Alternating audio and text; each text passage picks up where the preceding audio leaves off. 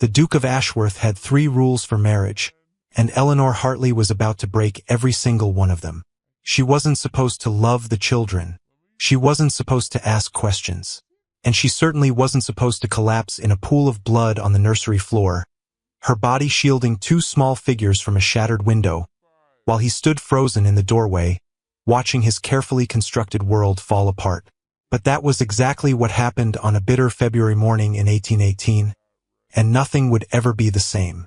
3 months earlier, the contract. Eleanor Hartley was 24 years old when she received the most unusual proposal of her life, and it came not from a suitor, but from a solicitor. Mr. Pemberton sat across from her in the cramped drawing room of her cousin's house in Bath, where Eleanor had lived since her father's death 2 years prior. He was a thin man with sharp eyes and the careful manner of someone who had delivered difficult news many times before. "Miss Hartley," he began, adjusting his spectacles, "I represent His Grace, the Duke of Ashworth. He has a proposition for you." Eleanor set down her teacup with deliberate care. She had heard of the Duke of Ashworth. Everyone had. Alexander Thorne, 32 years old, reclusive, wealthy beyond measure, and rumored to be as cold as the northern estates he rarely left. "What sort of proposition?" she asked, though she could already feel the weight of it settling in her stomach. Mr. Pemberton withdrew a document from his leather case. "His Grace is in need of a wife. However, the arrangement would be unconventional." "Unconventional how?" "The marriage would be in name only," he said carefully. "You would reside at Ashworth Hall. You would bear the title of Duchess, and in exchange you would provide His Grace with an heir. After the birth of a son, you would receive a generous settlement and your own property in London. You would be free to live as you wished." The words hung in the air like frost. Eleanor had known her options were limited. Her father had died leaving debts, not inheritance. Her cousin had taken her in out of duty, not affection, and made Eleanor feel the burden of her charity every single day. Marriage proposals had been scarce. She had no dowry, no connections, and at 24, she was dangerously close to being considered unmarriageable. But this, "Why me?" she asked quietly. Mr. Pemberton cleared his throat. "His Grace requires discretion above all else. You have no family to interfere, no social connections to gossip, and—" He paused. "You have a reputation for being practical, unsentimental." The word stung more than it should have. Unsentimental, as if grief and loss had made her cold rather than simply cautious. "And if I refuse? Then His Grace will find another candidate," Mr. Pemberton said simply. "But I should mention that the settlement would be £50,000, along with a fully furnished townhouse in Mayfair and an annual income of £3,000 for life." Eleanor's breath caught. £50,000. Freedom. Security. A life of her own. "I need time to consider. His Grace requires an answer within 3 days." That night, Eleanor stood at the window of her small room, looking out at the rain-soaked streets of Bath. She thought about her father, about the quiet house they'd shared, about all the dreams that had died with him. She thought about spending the rest of her life as a burden, a perpetual guest in someone else's home. And she thought about the Duke's offer. Cold, transactional, devoid of romance, but also honest. No one had ever promised her love. At least this way she would have her independence. The next morning she sent her reply. "I accept. Ashworth Hall." Ashworth Hall rose from the moors like something from a Gothic novel. All dark stone and narrow windows, surrounded by forests that seemed to press in from every side. Eleanor arrived on a gray afternoon in November, her few possessions packed into a single trunk. The Duke met her in the entrance hall. Alexander Thorne was taller than she'd expected, with dark hair swept back from a face that could have been carved from marble. He wore black, always black, and his eyes were the color of winter storms. Pale gray, cold, assessing. "Miss Hartley," he said, his voice deep and carefully controlled.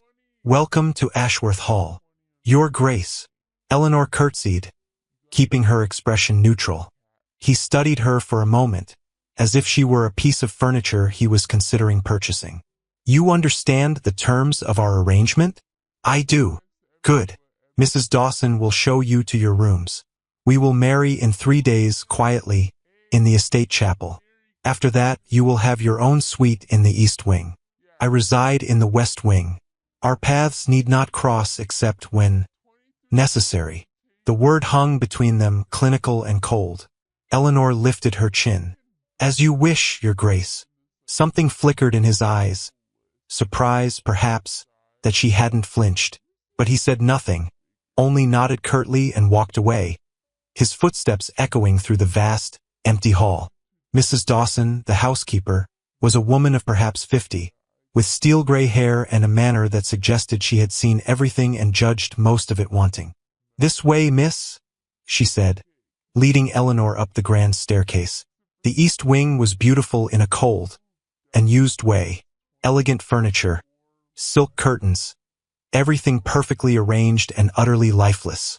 Eleanor's rooms consisted of a bedchamber, a dressing room, and a small sitting room with windows overlooking the gardens. Meals are served in the small dining room at 8, 1, and 7, Mrs. Dawson said. His Grace keeps to a strict schedule. He does not appreciate lateness. I understand. Mrs. Dawson paused at the door. His Grace values privacy above all else, Miss Hartley. There are parts of this house that are not to be disturbed. The third floor, particularly. Eleanor frowned. The third floor. The nursery wing, Mrs. Dawson said, her expression carefully blank.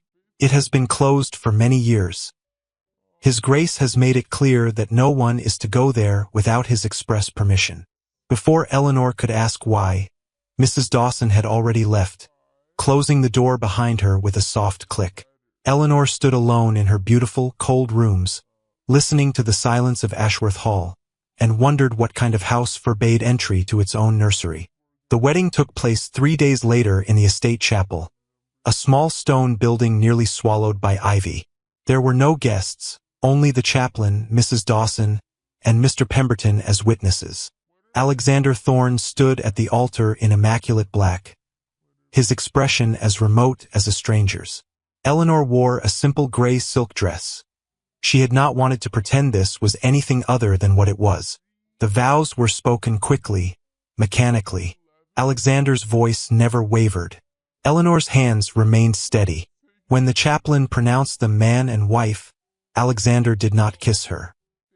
He simply took her hand, cold and formal, and led her back to the house. That evening, Eleanor dined alone. A footman explained that His Grace had business to attend to and would not be joining her. She ate in silence, the vast dining room echoing with emptiness, and wondered if this was what her life would be from now on. Endless rooms, endless silence, endlessly alone. But that night, as she lay in her new bed, unable to sleep, Eleanor heard something. Footsteps. Soft, careful footsteps in the corridor outside her door. Then voices. A man's voice. Alexander's. She was certain, low and urgent. And then, something else. Something that made her heart stop. A child's voice. High and frightened. Papa, please. Shoo. Back to bed. Quickly. Eleanor sat up, her pulse racing. She moved to the door and pressed her ear against it. But the voices had already faded, retreating up the stairs toward the third floor, the forbidden nursery. She stood there in the darkness, her mind racing. Alexander Thorne had children, hidden children, children no one was supposed to know about. And Eleanor Hartley, Duchess of Ashworth, had just married a man with secrets that could destroy them all.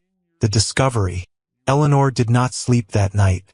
She lay awake, staring at the canopy above her bed, her mind turning over the impossibility of what she'd heard. A child's voice. Papa, please. By morning, she had convinced herself she'd imagined it.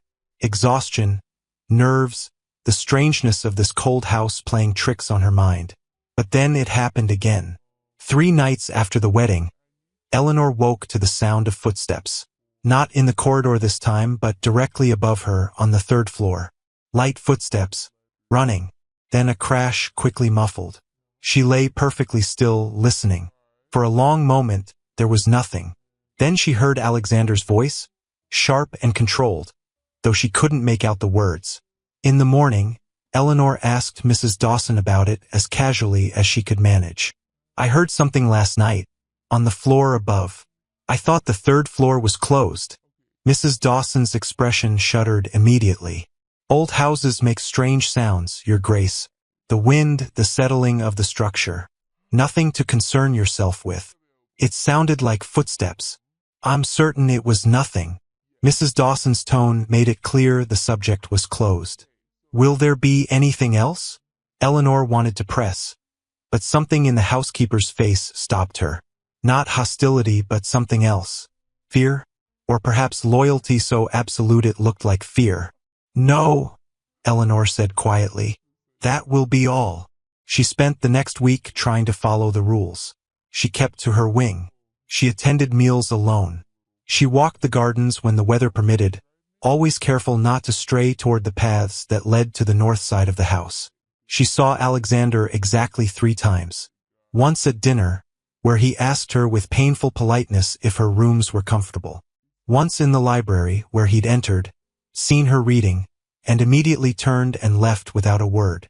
And once in the corridor, late at night, when she'd stepped out of her room for a moment and found him standing at the base of the stairs, looking up toward the 3rd floor with an expression of such raw anguish that Eleanor had retreated immediately, feeling as though she'd witnessed something too private to name.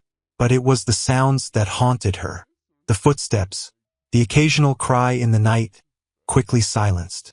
And once, heartbreakingly, the sound of a child laughing before it was abruptly cut off, as if someone had clapped a hand over a small mouth. Children, plural. How many? And why were they hidden?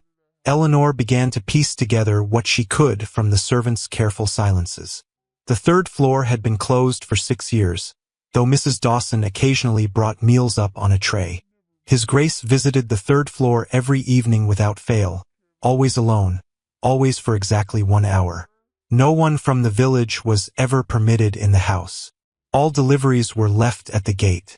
And most tellingly, when Eleanor had asked a young maid about the previous duchess, the girl had gone pale and said quickly, "There was no previous duchess, Your Grace," before hurrying away. No previous duchess, which meant the children were illegitimate. The realization should have brought relief. This was scandal, yes, but not treason, not madness. Simply a nobleman's bastard children, hidden away from society's judgment. But something about it didn't fit. The fear in the servant's eyes was too real. Alexander's grief was profound. And the way he looked at that staircase, not with shame, but with something that looked unbearably like love. On the 15th night of her marriage, Eleanor made a decision. She waited until the house was silent, until Alexander's measured footsteps had carried him up to the 3rd floor and back down again, disappearing into the west wing, until even the servants had retired for the night. Then she lit a single candle, wrapped a shawl around her shoulders, and climbed the stairs. The 3rd floor was dark and still. The corridor stretched before her, lined with closed doors. At the far end, a faint line of light showed beneath one door. Eleanor moved toward it, her heart hammering against her ribs. She raised her hand to knock. The door opened. Alexander stood there, his cravat loosened, his dark hair disheveled, and his expression one of absolute fury. "What?" he said, each word precise and deadly. "Are you doing here?" Eleanor forced herself not to step back. "I heard noises. I was concerned." Concerned. His eyes were ice. "Or curious? Does it matter?" "It matters," he said, "because you have violated the one rule I gave you. This floor is forbidden. The nursery is forbidden. You are to leave. Now." "I know you have children," Eleanor said quietly. The color drained from his face. "I've heard them," she continued. "I don't know why they're hidden, and I don't know why you married me when you already have." "You know nothing," Alexander interrupted, his voice shaking with barely controlled rage. "Nothing, and you will go back to your rooms, and you will never speak of this again. I'm your wife. You are a womb I purchased," he said brutally. "Nothing more. You have no rights here, no claims, no business asking questions. If you cannot accept that, I will have Pemberton draw up an annulment and you will leave in the morning with nothing. The words struck like physical blows. Eleanor stood perfectly still, refusing to let him see how much they hurt. Very well, Your Grace, she said, her voice steady. I will not disturb you again. She turned and walked back down the corridor, her candle casting long shadows. Behind her, she heard the door close. Then, so faint she almost missed it, the sound of Alexander Thorne's forehead hitting the wood with a soft, defeated thud. And Eleanor realized something that changed everything. He wasn't hiding the children because he didn't love them. He was hiding them because he loved them too much. 3 days passed in frozen silence. Eleanor kept to her rooms. Alexander disappeared into his study or rode out across the moors for hours at a time, returning only after dark. But on the 4th morning, everything changed. Eleanor woke to the sound of screaming. Not an adult's scream, a child's. High and terrified and coming from the 3rd floor. She was out of bed and running before she'd even fully registered what she was doing. Her nightgown streaming behind her as she raced up the stairs. The door to the nursery stood open. Inside, chaos. A boy of perhaps 6 knelt on the floor, clutching his arm and sobbing. Beside him stood a girl, maybe 4, her face white with shock. Blood streaked the floorboards. And Alexander was on his knees beside the boy, his hands shaking as he tried to examine the injury. It's all right, he was saying over and over, his voice cracking. It's all right, Thomas. Let me see. Let me. It hurts, Papa. The boy sobbed. It hurts. Eleanor didn't think. She simply moved. She knelt beside them, gently taking the boy's arm in her hands. The cut was deep but clean, a gash from what looked like a broken toy soldier. Shoo! She murmured, her voice calm. I know it hurts, sweetheart, but we need to clean it. Can you be very brave for me? The boy's tear-filled eyes, gray, exactly like Alexander's, fixed on her face. Who are you? He whispered. My name is Eleanor. She glanced at Alexander, who stared at her as if she'd appeared out of thin air. I'm here to help. She looked up at the little girl, who watched with wide, uncertain eyes. What's your name? Lily, the child whispered. Lily, I need you to fetch me clean clothes and water. Can you do that? You'll find them in the washroom, there, that door. Very quickly now.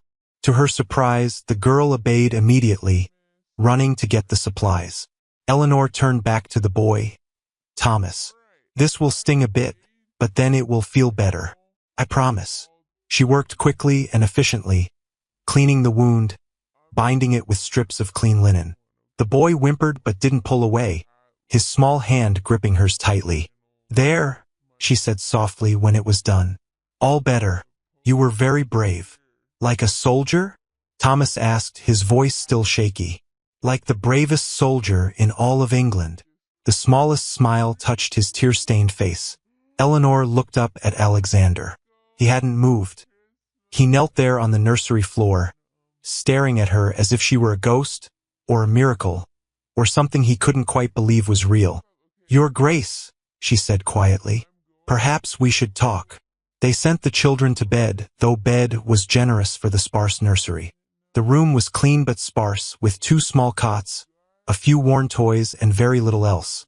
No pictures on the walls. No rugs on the floors. As if someone had tried to erase all evidence of life while still keeping the children alive. Alexander led Eleanor down to his study in silence. He poured himself a drink with shaking hands, downed it in one swallow, then poured another.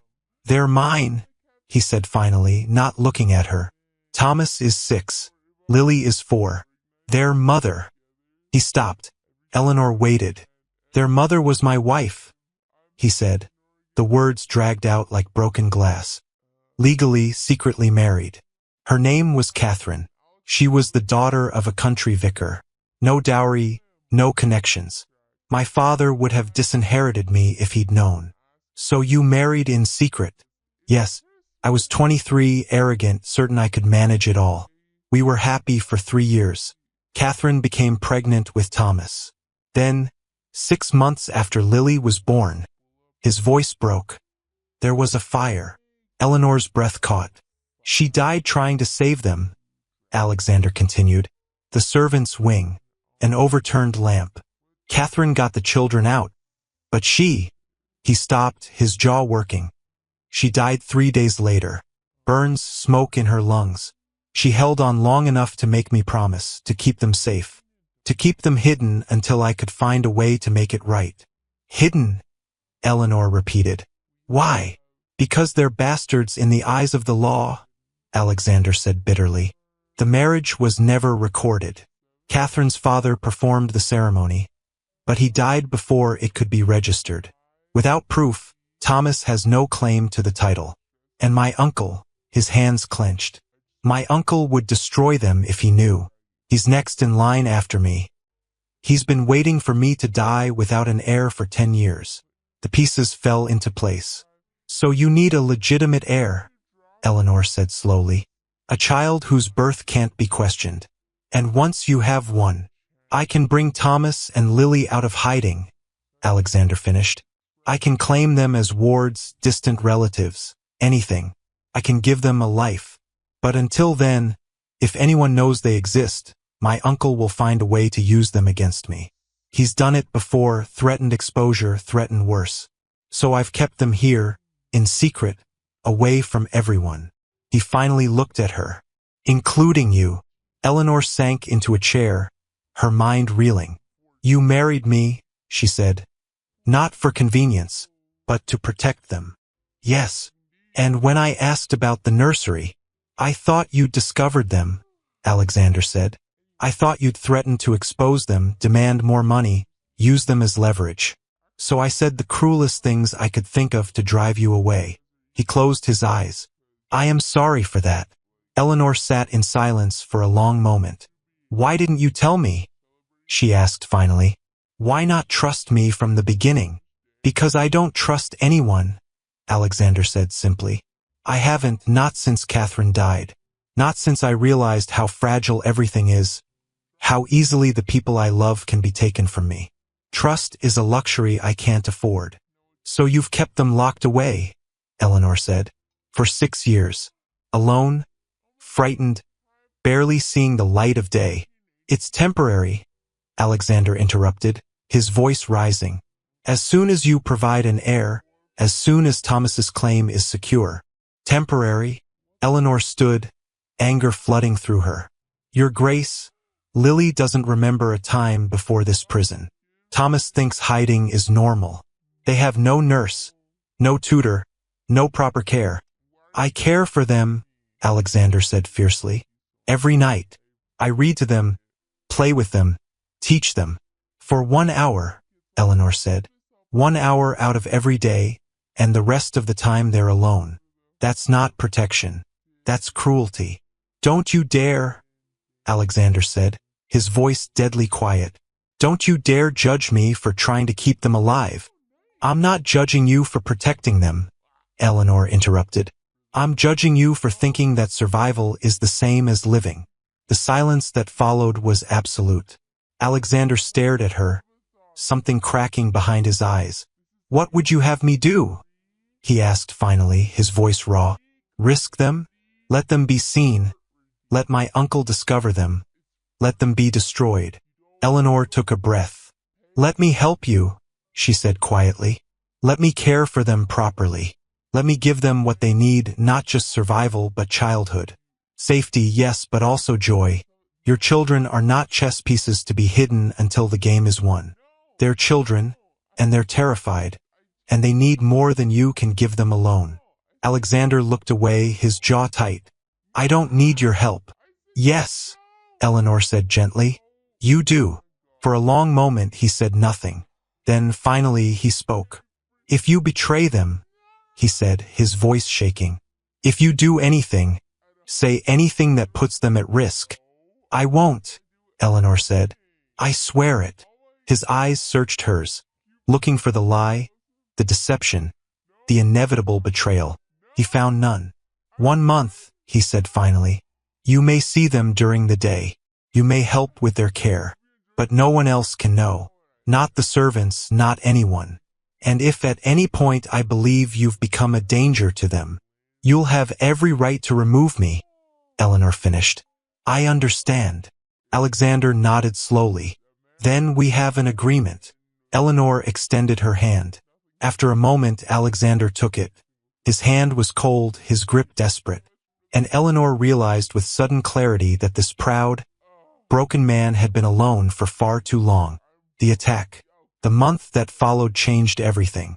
Eleanor spent her days in the forbidden nursery, and with each hour, the children blossomed like flowers finally given light. Thomas was shy at first, watching her with wary gray eyes so like his father's.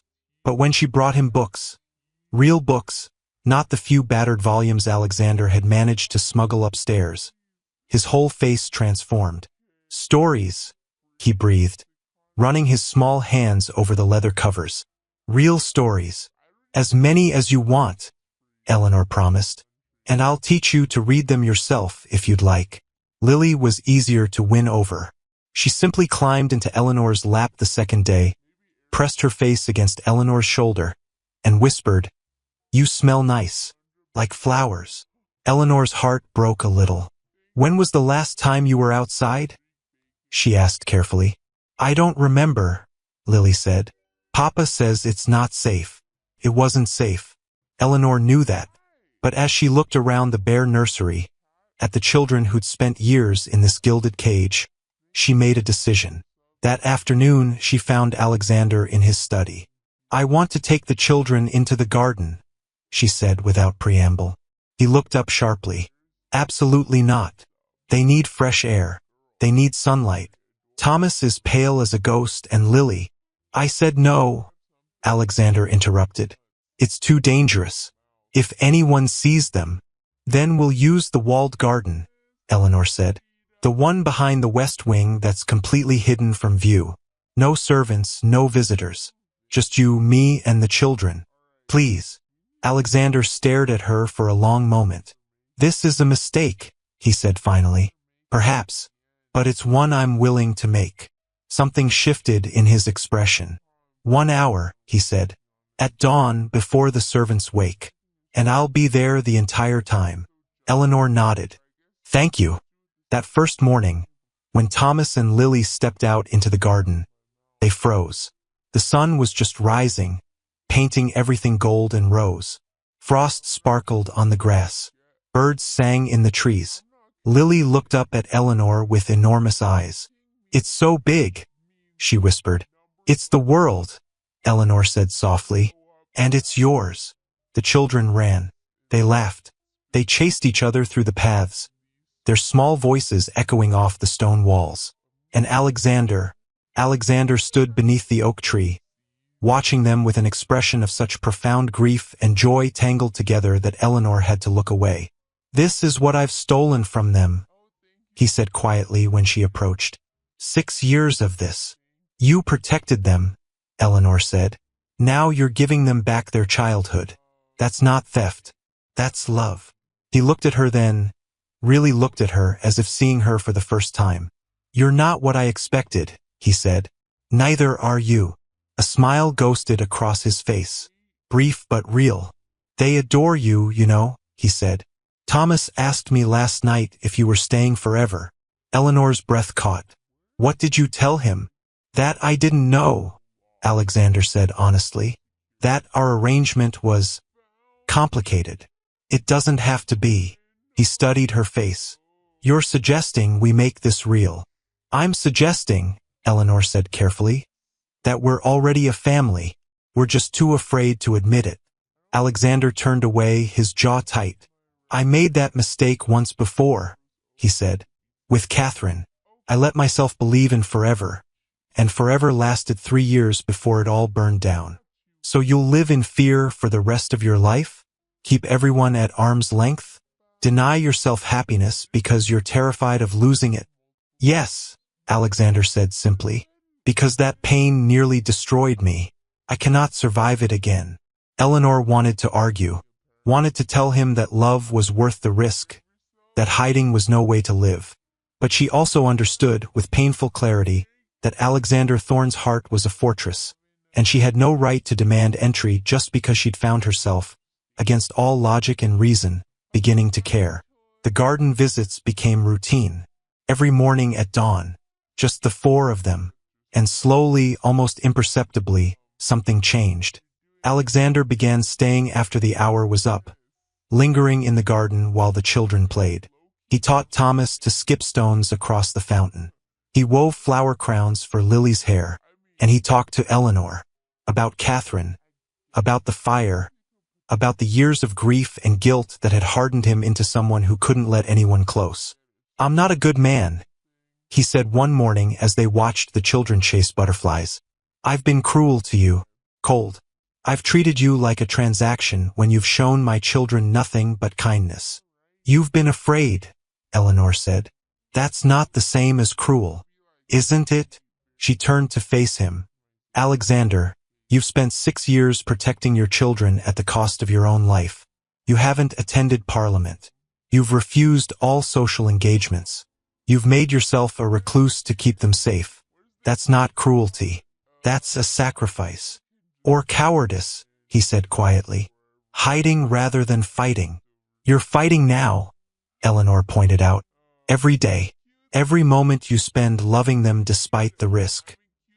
He looked at her with something raw and vulnerable in his eyes. "I don't know how to do this," he admitted. "How to be a husband. How to trust someone new. How to let you into the parts of my life I've kept closed for so long." "Then don't," Eleanor said softly. "Don't force it. Just let it happen. Let us be what we are, two people trying to protect the same children. The rest will come or it won't. But either way, we'll manage." Alexander reached out, almost hesitantly, and took her hand. "You terrify me," he said. "Good," Eleanor replied. "You should be terrified. I'm about to dismantle every wall you've built and make you feel things again." A genuine laugh escaped him, surprised and rusty with disuse. "God help me," he said. "I think you actually will." But then, on a cold February morning 6 weeks after Eleanor had arrived at Ashworth Hall, everything fell apart. It started with a letter. Alexander received it at breakfast. Eleanor saw his face go pale as he read, and saw his hands begin to shake. "What is it?" she asked. "My uncle," he said, his voice hollow. "He's coming here. Tomorrow." The room seemed to tilt. "Can you refuse him?" "No. He's family. If I turn him away, it will raise suspicions." Alexander looked up, his eyes desperate. "Eleanor, he can't know about the children. If he discovers them, we'll hide them," Eleanor said immediately. "The way you've been doing it for years. One day. We can manage one day." "He's bringing guests," Alexander said. "A hunting party. 10 men, possibly more. They'll be here for 3 days. 3 days of pretending the nursery was empty. 3 days of silence, of Thomas and Lily locked away without even their morning garden visits. 3 days of the children wondering why their father had disappeared, why Eleanor had abandoned them. "We'll manage," Eleanor said again, more firmly. "We have to." Lord Edmund Thorne arrived the next afternoon with the force of a winter storm. He was tall, silver-haired, handsome in a cold, precise way. His eyes, the same gray as Alexander's but infinitely crueler, swept over Ashworth Hall with the proprietary air of a man already imagining it as his own. "Nephew," he said, embracing Alexander with false warmth. "How wonderful to see you, and this must be the new Duchess. How unexpected." Eleanor curtsied, feeling those cold eyes assess and dismiss her in one sweep. "My uncle, Lord Edmund Thorne," Alexander said, his voice carefully neutral, "and his companions." The hunting party filled the house with noise and chaos. Men in riding boots tramping through halls that had been silent for years. Loud voices, laughter, the clatter of gun cases and the baying of hounds. Eleanor retreated to her room as soon as propriety allowed. But she couldn't stop thinking about the nursery 3 floors above. About Thomas and Lily, silent and frightened, wondering why no one came.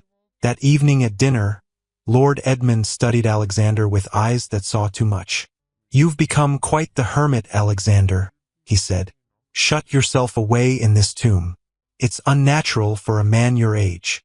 "I prefer solitude," Alexander replied evenly. "Clearly, though I notice you've finally taken a wife."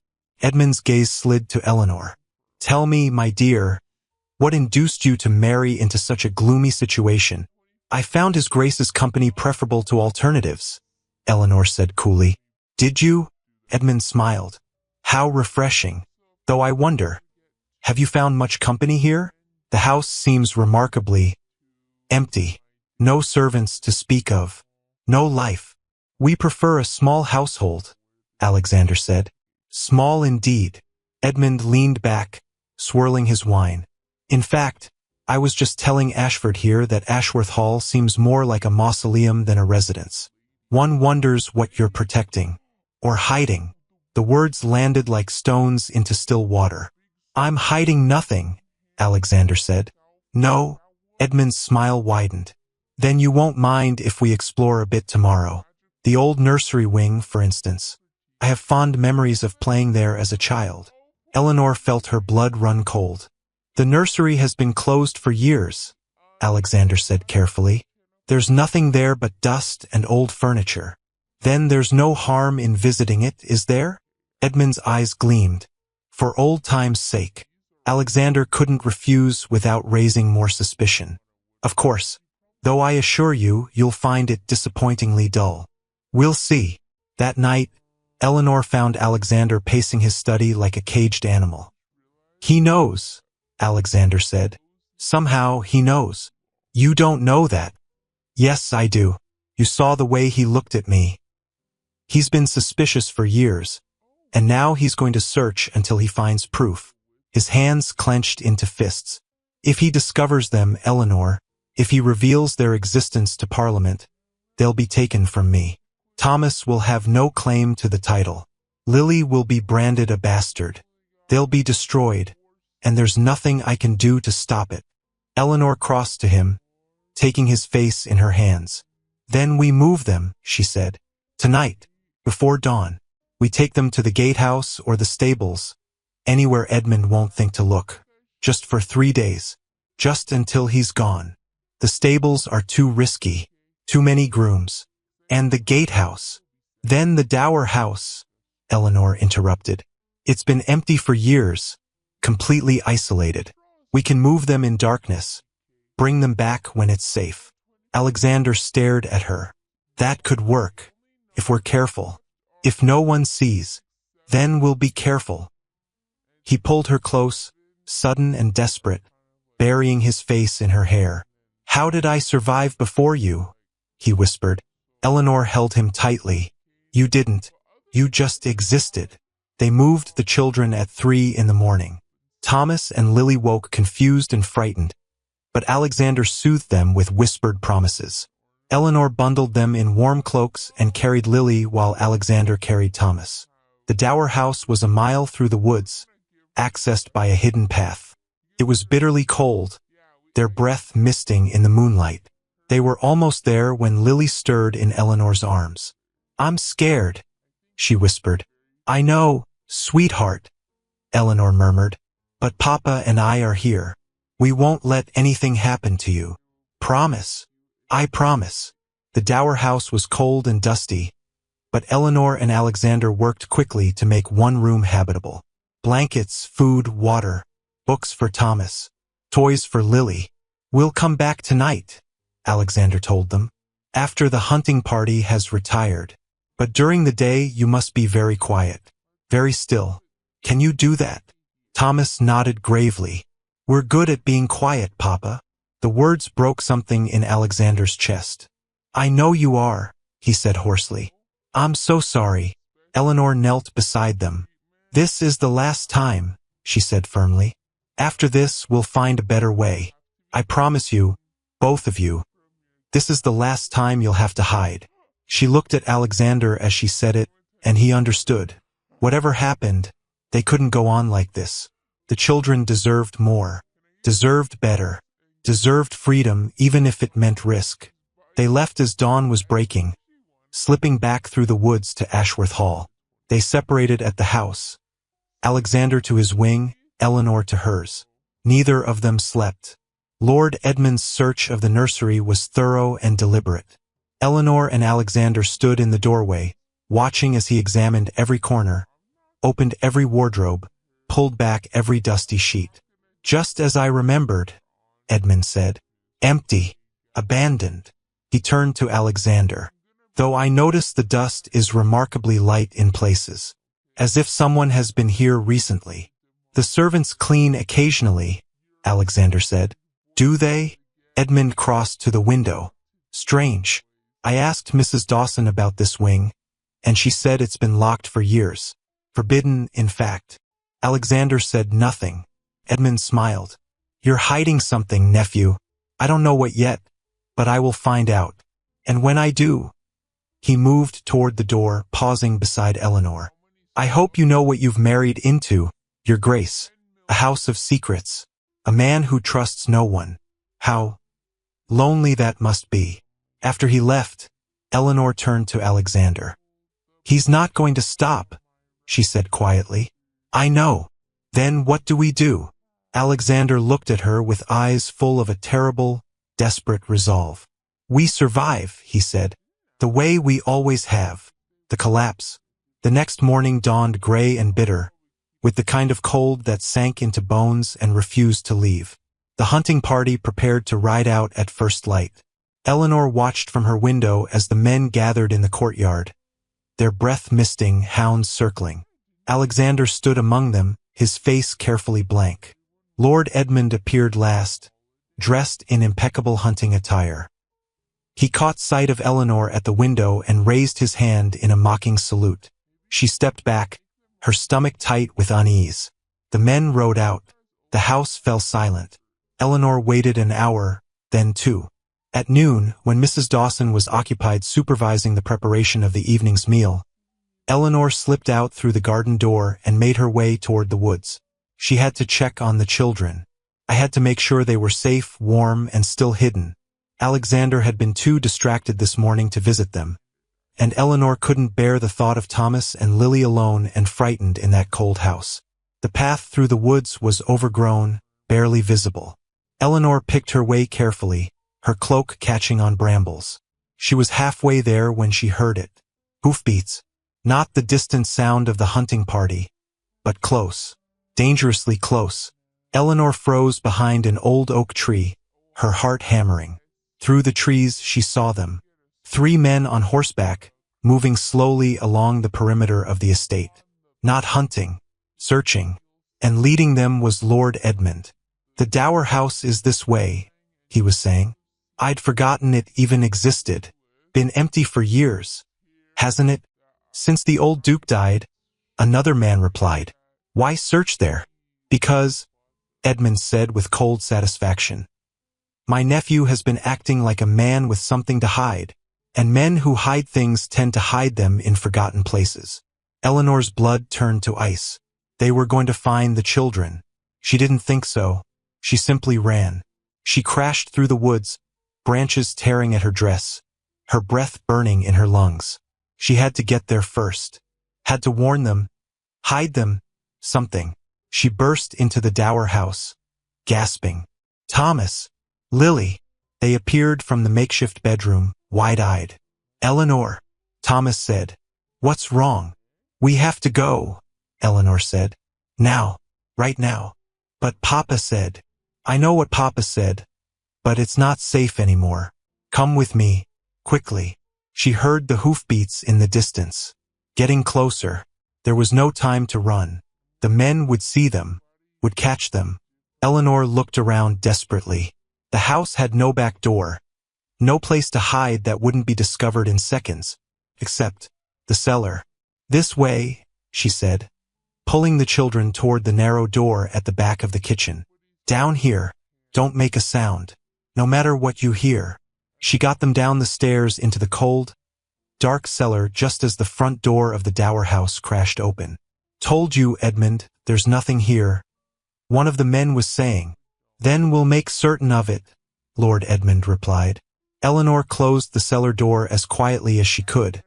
then turned and positioned herself on the stairs, blocking the children from view. If anyone opened that door, they would see her first. Only her. Above, she heard footsteps, furniture being overturned, wardrobes opened. "What exactly are we looking for?" someone asked.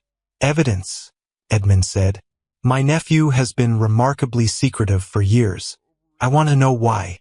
"You think he's hiding something illegal?" "I think he's hiding something he doesn't want me to find, which means it's worth finding." The footsteps came closer, closer. The cellar door rattled. Behind her, Eleanor felt Thomas press against her back. Lily's small hand clutched her skirt. The door opened. Light flooded down the stairs. Lord Edmund stood at the top, silhouetted against the light. "Well, well," he said softly. "What have we here?" Eleanor stood, forcing herself between Edmund and the children. "Nothing that concerns you, Lord Edmund." "The new Duchess," Edmund said, his smile widening. "How curious. What brings you to an abandoned dower house, hiding in a cellar like a thief?" "I was taking a walk," Eleanor said. "I heard riders and thought." "You thought you'd hide in a dark cellar?" Edmund descended one step. "Two. How remarkably unconvincing."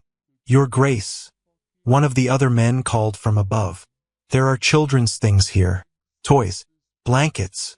Edmund's eyes gleamed. "Children's things. And a duchess in a cellar. Tell me, my dear, what exactly has my nephew been hiding?" Eleanor lifted her chin. "Nothing." "No?" Edmund descended another step. Now he was close enough to see past her. Close enough to see. Thomas stepped forward, placing himself between Eleanor and his uncle. "Leave her alone," the boy said, his voice high but steady. "She hasn't done anything wrong." The silence that followed was absolute. Edmund stared at Thomas, at his gray eyes, his dark hair, the unmistakable resemblance to Alexander Thorne. "Dear God," Edmund breathed. "It's true." "Please," Eleanor said desperately. "They're just children. Just children."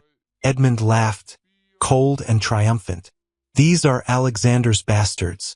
The heirs he's been hiding for years." He looked at Thomas with cruel satisfaction. "What's your name, boy?" Thomas said nothing. "Thomas," Lily whispered from the shadows. "His name is Thomas." Edmund's eyes found her too. Two children. Two illegitimate heirs. "This is better than I'd hoped," he said. "Alexander married you to produce a legitimate heir, didn't he? To protect these mistakes. But it's too late. I have witnesses. Proof. By tomorrow, all of London will know." "You will do nothing," Eleanor said, her voice shaking with fury. "You will leave these children alone." "Or what?" Edmund asked. "You'll stop me? You, a nobody from Bath with no family, no connections, no power whatsoever." He leaned in close. "You're nothing, Your Grace. And now that I know the truth, so is my nephew." He turned to leave. Eleanor didn't think. She simply grabbed his arm. "Wait!" Edmund shoved her backward. It wasn't hard. Barely more than a dismissive push. But Eleanor was at the top of the cellar stairs, and there was nowhere to go but down. She felt herself falling. Felt the stone steps rushing up to meet her. Heard Thomas scream. Then impact. Pain. Darkness. Eleanor opened her eyes to find herself lying at the bottom of the cellar stairs. Her head ringing. Her vision blurred. She tried to move and gasped. Her left leg, something was wrong. She couldn't feel it properly. Couldn't move it. "Eleanor." Thomas was beside her, his face white with terror. "Eleanor, wake up." "I'm awake," she managed. Pain lanced through her side. She looked down and saw blood. Not much, but enough to be frightening. The fall had opened a gash on her temple. Above, she heard shouting. Edmund's voice, sharp and panicked. "She fell. I barely touched her. You pushed her down the stairs." Another man, horrified. "It was an accident. An accident with witnesses." "Christ, Edmund, if she dies." "She won't die. She's fine. Look, she's moving." But Eleanor wasn't fine. Her head felt strange, disconnected. The pain in her leg was becoming distant, which she knew wasn't good. Thomas was crying. Lily clung to Eleanor's hand. "Don't leave us," Lily whispered. "Please don't leave us." Eleanor tried to speak, to reassure them, but the darkness was creeping back in. The last thing she heard before unconsciousness took her was the sound of hoofbeats. Frantic hoofbeats, thundering closer. And then Alexander's voice, broken and desperate. "Eleanor." Alexander had known something was wrong the moment he'd returned to the house and found Eleanor gone. Mrs. Dawson said she'd gone for a walk. But Eleanor didn't take walks without telling him. Not anymore. Not when the children were hidden and the house was full of enemies. He'd saddled his horse and ridden toward the Dower house, some instinct pulling him there. And then he'd seen the other horses, Edmund's horses. He'd pushed his mount harder, fear flooding his veins. He'd crashed through the door to find Edmund standing at the top of the cellar stairs, looking down at something below with an expression caught between triumph and horror. "What have you done?"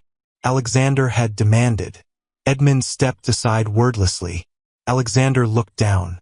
Eleanor lay crumpled at the bottom of the stairs, blood on her face, his children kneeling beside her.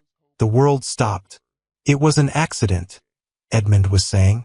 "She grabbed me, lost her balance." Alexander didn't hear him.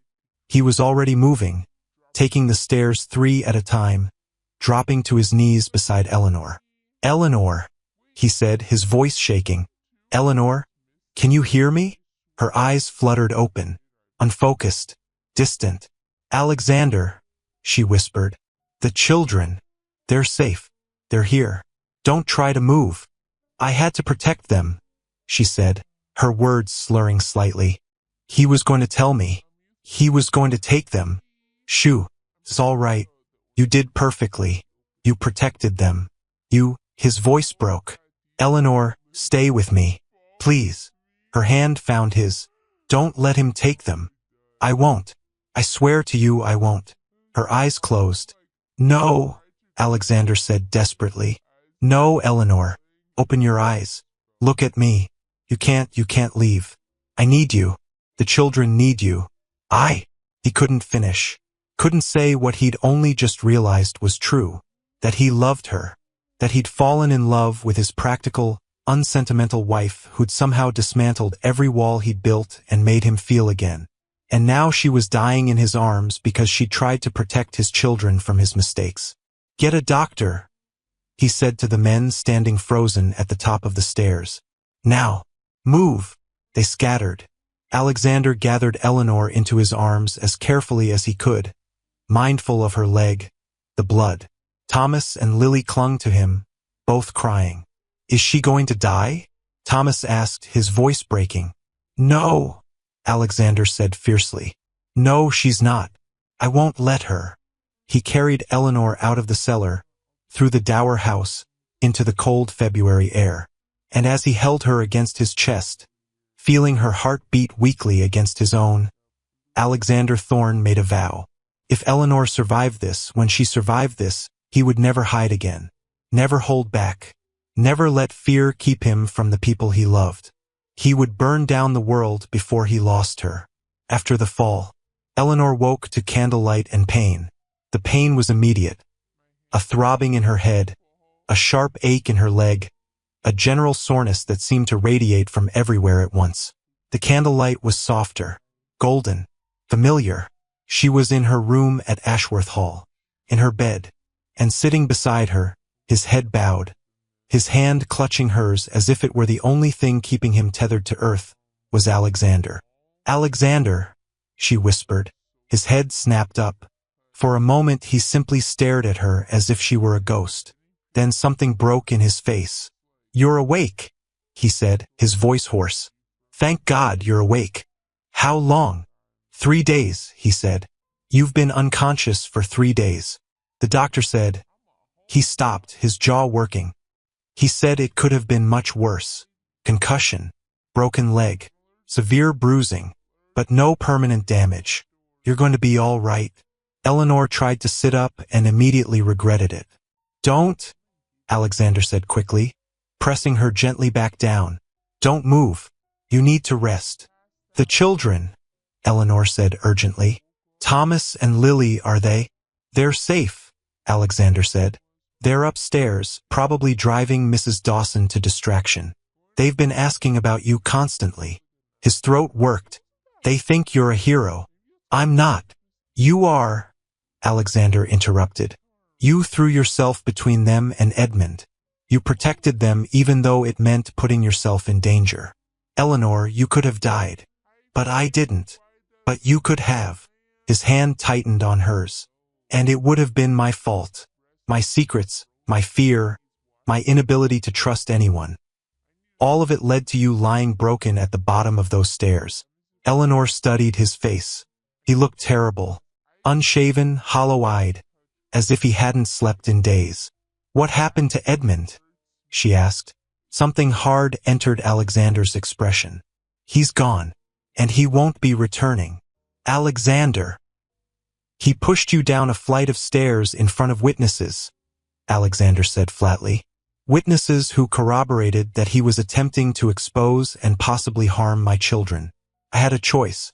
I could let him spread his poison through society, or I could make him an offer he couldn't refuse. What kind of offer? The kind where I agreed not to bring charges of assault against him, and in exchange, he signed a legal document relinquishing all claims to the Ashworth title and agreeing never to speak of what he saw at the Dower House. Alexander's smile was cold. I also ensured that certain financial irregularities of his came to light. He's currently residing in Italy, where he'll remain indefinitely. You destroyed him. I protected my family, Alexander corrected. There's a difference. Eleanor looked at him for a long moment. What happens now?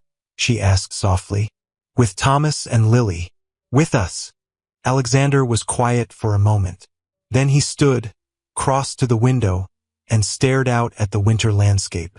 I've been thinking about that, he said finally. I've spent 6 years hiding my children because I was afraid of losing them. But the truth is, I've been losing them all along. Losing them to fear, to silence, to the prison I built to keep them safe. He turned back to face her. No more, he said.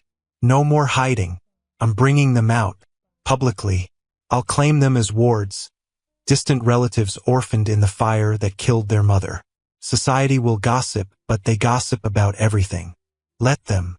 And Thomas's claim to the title? Without proof of my marriage to Catherine, Thomas has no legal claim, Alexander said. Which means our son, the son you and I will have together, will be my heir. But Thomas and Lily will be raised as part of this family. Not hidden. Not ashamed. Loved. Our son. Eleanor's breath caught. You still want that? She asked. The heir? The arrangement. Alexander crossed back to her, kneeling beside the bed so they were eye to eye. I don't want an arrangement, he said quietly. I want a marriage. A real one. With you. Eleanor felt tears prick her eyes. Alexander. I fell in love with you, he said. Somewhere between the garden visits and the midnight conversations. Between watching you read to my children and seeing you stand up to my uncle. I fell in love with you, Eleanor, and I'm terrified because the last time I loved someone, I lost them. But I'm more terrified of living the rest of my life without you. A tear slipped down Eleanor's cheek. I love you too, she whispered. I think I have since the moment I saw you on your knees in that nursery, trying so hard to be everything for those children. Alexander leaned forward, pressing his forehead against hers. Then marry me, he said. Again. Properly this time. Not a transaction. Not an arrangement. Marry me because you want to. Because we're choosing each other. We're already married. Then let me vow it again, he said. Let me promise you everything I should have promised the first time. Love, partnership, trust. A life built on truth instead of fear. Eleanor cupped his face in her hands. Yes, she said. Yes, I'll marry you. Again and again, as many times as you need to hear it. He kissed her then, gentle because she was still healing, but deep enough to feel like a promise. When they broke apart, both were crying. The children should meet you properly, Alexander said. Not as the woman helping care for them, but as their mother. Stepmother, Eleanor corrected softly. No, Alexander said firmly. Mother. Catherine will always be the woman who gave them life. But you're the one who's going to teach them how to live. Thomas and Lily were permitted to visit that evening. They crept into the room cautiously, as if Eleanor might break. Mrs. Dawson hovered in the doorway, but Alexander waved her away. It's all right, he said. We're family now. Thomas approached first, his gray eyes solemn. Are you all right? He asked. I'm all right, Eleanor assured him. I'll be up and walking in a few weeks. You saved us, Thomas said.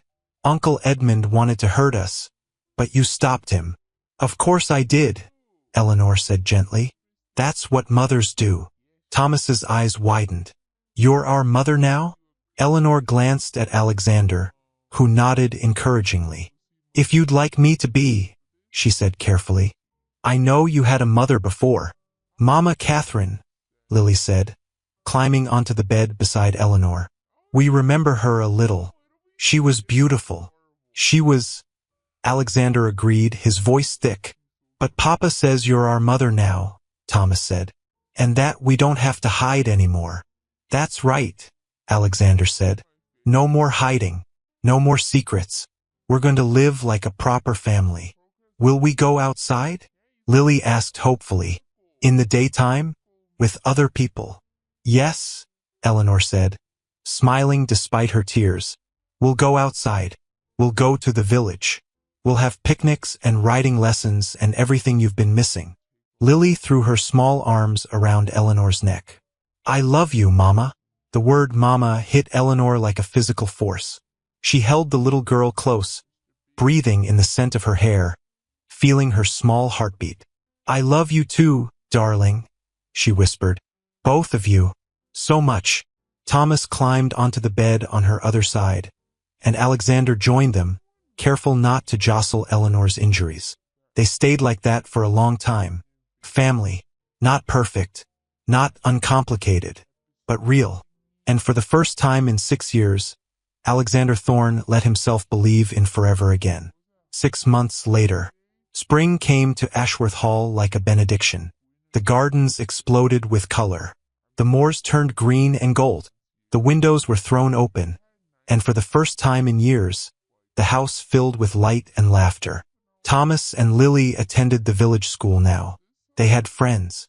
They played in the garden without fear. They called Eleanor Mama and Alexander Papa, and knew no difference between the love they received from each. Eleanor walked the grounds with only a slight limp. The doctor said it would fade in time. She'd started a small school on the estate for children from the village, teaching reading and numbers in the old conservatory. And Alexander was a different man. He smiled now, laughed, attended dinners in the village and invited neighbors to dine at the hall. He held Eleanor's hand in public, kissed her in the garden when he thought no one was watching, and made no secret of his devotion to his family.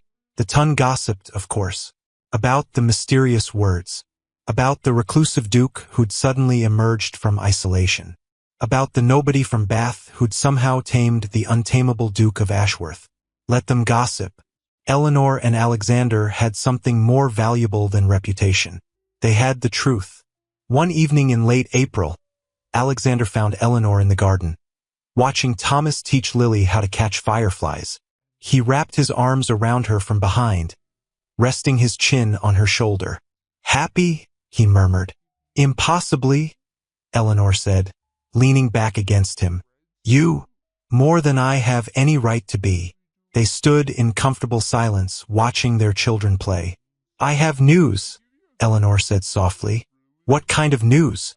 She turned in his arms, took his hand, and placed it gently on her stomach. The kind that means you're going to be a father again. Alexander went perfectly still. Eleanor, he breathed. Are you? Yes, she said, smiling.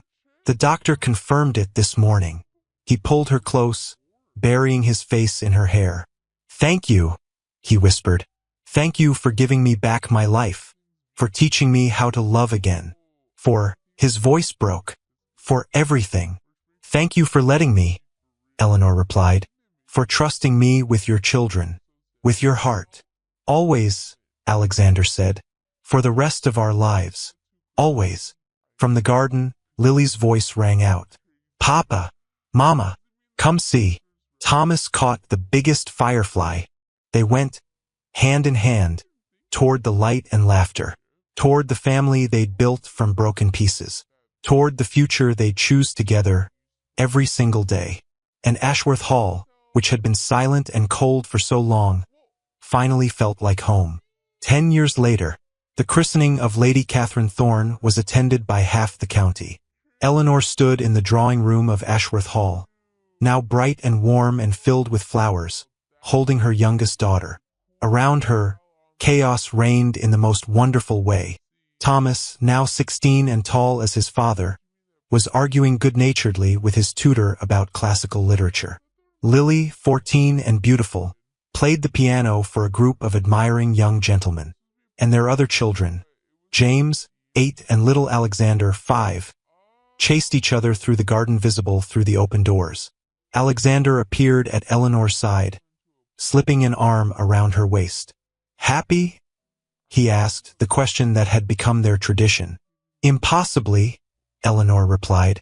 You, beyond words. They watched their family, built from fear and transformed by love. And Eleanor remembered the cold woman who'd arrived at this house 10 years ago, the woman who'd expected nothing and found everything. Do you ever regret it? Alexander asked softly, saying yes? Coming here, Eleanor turned to face him, this man who'd given her children to love, a purpose to fulfill, and a devotion that never wavered. Not for a single moment, she said, and she meant it. Because sometimes the most unconventional beginnings lead to the most extraordinary loves. And sometimes, just sometimes, the Duke who swears he wants no wife, only an heir, discovers that what he needed all along was a woman brave enough to collapse protecting his hidden children, and in doing so save them all.